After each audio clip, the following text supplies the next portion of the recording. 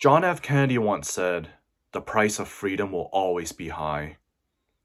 After my experience being in the front lines in Hong Kong back in 2019, I realized that the fight for democracy, it will always be ongoing. It is not something that will ever be complete in our lifetime, because there will always be a threat to democracy. And our fight for it, it is something that must be passed on from our generation to the next. There will always be foreign or domestic power attempting to take that away from the people, as they believe power belongs to the government or a specific group.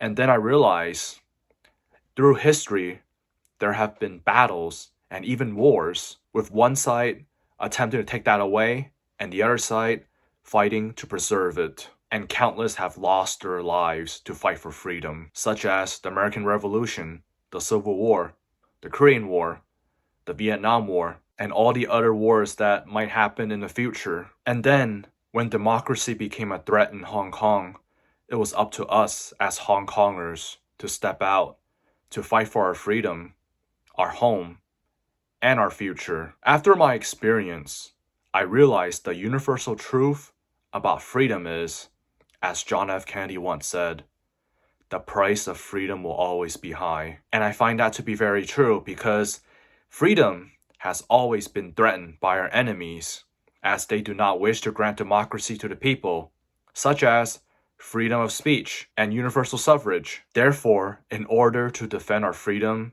the price, it is not something that could be bought with money, but the risk of our lives, which is what we Hong Kongers did starting in 2019, when all of us step out there to fight for our democracy from China.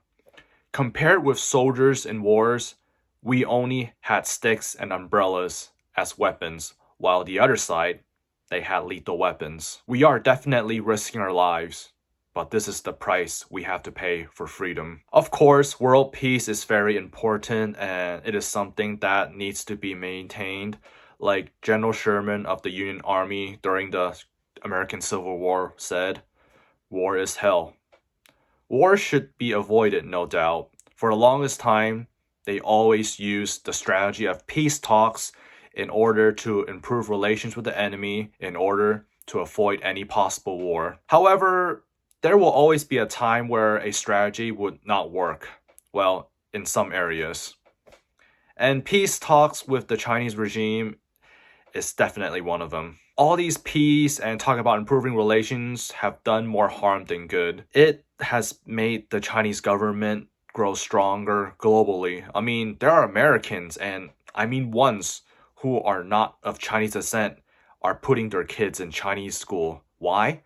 They say China is the future. The American film industry is afraid of their films being blacklisted in China, since that's where all of their international box office come from. For example, how many American films have a setting in Taiwan? Right now, I can only name one, Lucy. John Cena had to apologize for calling Taiwan a country because it put F9 at risk of not being released in China. Actually, quite a few American films these days are co-produced with Chinese companies. In closing, continuing to improve relations with the Chinese regime, it is doing more harm than good.